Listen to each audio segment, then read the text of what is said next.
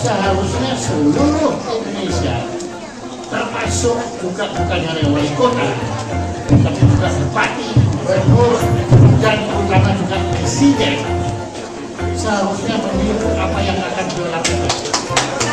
Karena beliau berencanakan tidak akan melakukan kampanye untuk terpilih kembali menjadi wali kota. Kita tahu sekali betapa masalah kampanye ini sebenarnya menyangkut masalah ujung-ujungnya duit. Dan duit ini menjadi sumber korupsi, sumber penyalahgunaan dana dari rakyat ini, dan itu semua bahasa. Tapi apa yang dilakukan beliau ini yang sebetulnya harus ditiru oleh publik Indonesia, itu paling benar. Pak Jokowi itu nggak kayak rakyat kecilnya. Apa yang dipikirkan rakyat, apa yang diminta warga, dia mengetahui dengan pasti.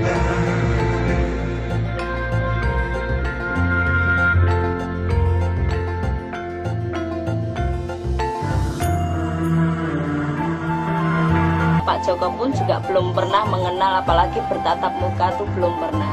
Baru pas ketemu di sini Serengan, sangat mendukung sekali sama masyarakat itu. Dia merangkul gitu Mbak, merangkul. Jadi semangat masyarakat itu, sama masyarakat itu gimana, dia orang kaya, sebelum dia wali kota dia udah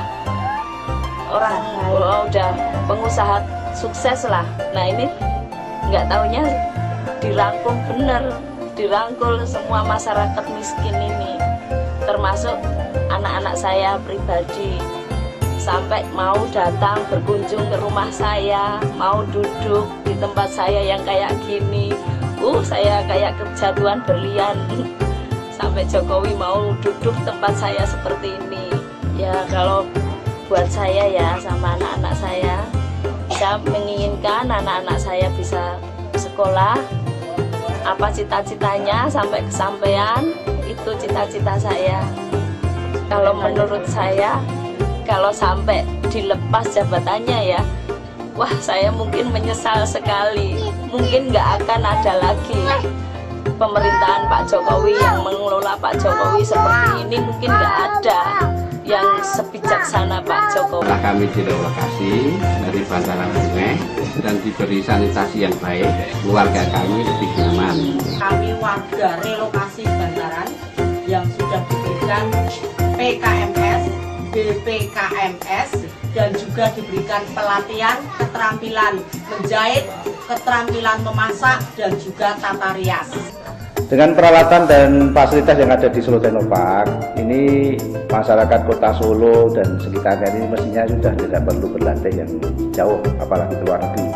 Yang sudah berjalannya ada mekanik, manufaktur, kemudian ada pengelasan, termasuk pengelasan bawah air untuk pengelasan yang di dalam laut ini kita punya pelatihannya. Kemudian ada inkubator bisnis. Kemudian juga ada pelatihan yang dikhususkan oleh siswa-siswa SMK. Ini kita punya ada di gedung ini, gedung Teaching Factory namanya. Khusus untuk pelatihan siswa-siswa SMK yang biasanya harus praktek di industri, ini untuk yang siswa-siswa SMK di Solo dan sekitarnya itu bisa praktek di gedung Teaching Factory. Tahun 1961 di rumah sakit karena memang kebetulan rumah saya dekat dari rumah sakit itu. Kemudian TK saya di TK Siripeni di Balapan, kemudian SD-nya di SD 111 Tirtoyoso di Tirtonadi, kemudian SMP di SMP 1, SMP Negeri 1 Manahan.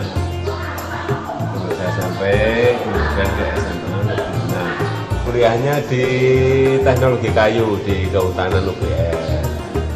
Saya lahir di Solo tahun 63, tanggal 1 Oktober.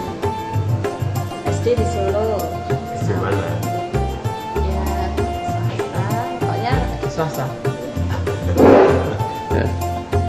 SD sampai lulus kuliah di masyarakat Solo cerdas-cerdas, rasional, dinamis, tapi santun. Yang saya sebut yang terakhir santun.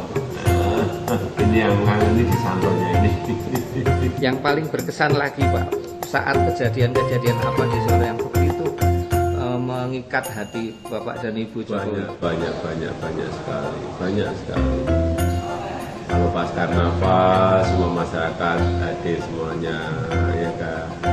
Pas Car Free Day semuanya juga saling menyapa, saling tersenyum. Itu yang kita senang. Pesan untuk anak-anak Pak? Sore juga banyak yang nongkrong di Manahan, di Balai Kambang, di Ngarsopuro, di Banjarsari, mencari rileks lah ini ya. Rileks, mencari angin, santai.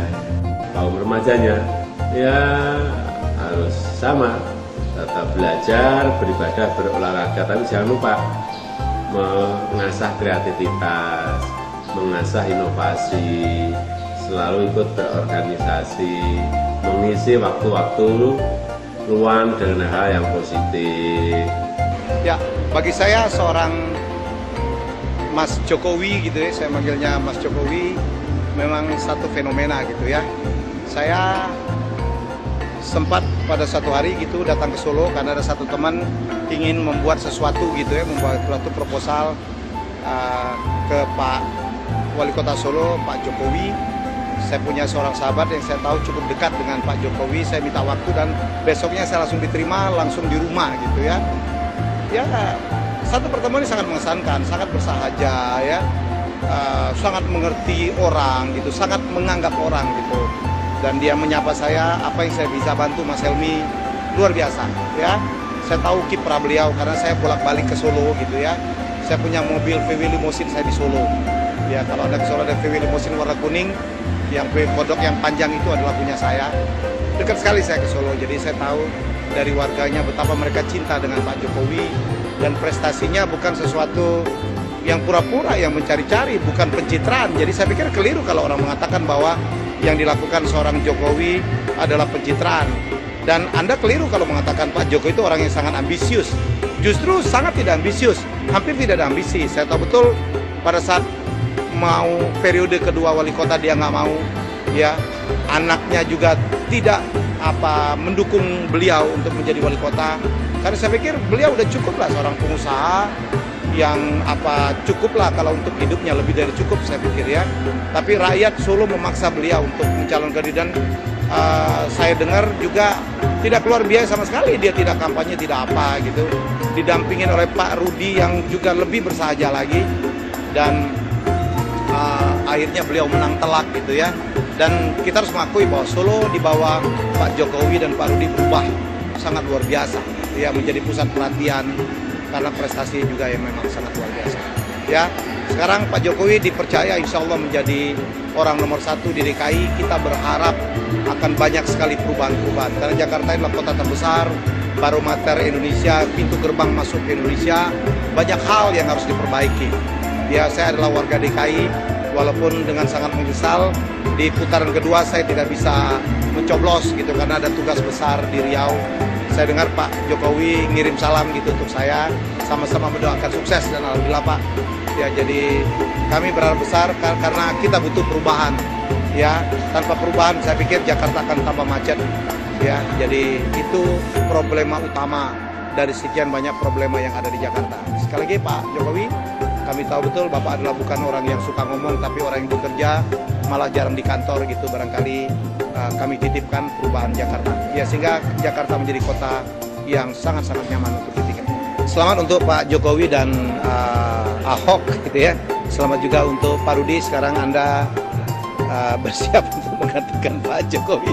Semoga Solonya ya nggak kalah gitu ya. Jadi barangkali Pak Rudi, saya percaya betul ya bahwa Solo akan tetap menjadi sesuatu gitu ya, suatu barometer, suatu kota yang menempatin posisi tertentu dengan batiknya, dengan makanannya, dengan putri Solonya, dengan tariannya, dengan keratonnya. Saya pikir Solo akan tidak bisa dialihkan menjadi kota internasional gitu ya, yang sangat-sangat menjadi pusat perhatian di mata dunia. Semoga Solo tetap maju dan Jakarta makin baik. Pak Jokowi sekeluarga, kami sebagai masyarakat Solo akan selalu merindukan, sering-seringlah menengok kota Solo, apalagi menyaksikan, menikmati lagi pertunjukan seni budaya di kota Solo. Ya, saya akan ke Jakarta kan juga 50 menit dari Solo. Nanti sering pulang ke Solo, bekerja di Jakarta, apa itu rumahnya kan juga masih di Solo, anak saya juga masih di Solo. Mau nggak usah pamitan, masih sering ke Solo kok. Kami tetap cinta Solo, kami tetap menyayangi seluruh warga Solo, kota yang sangat ngangeni.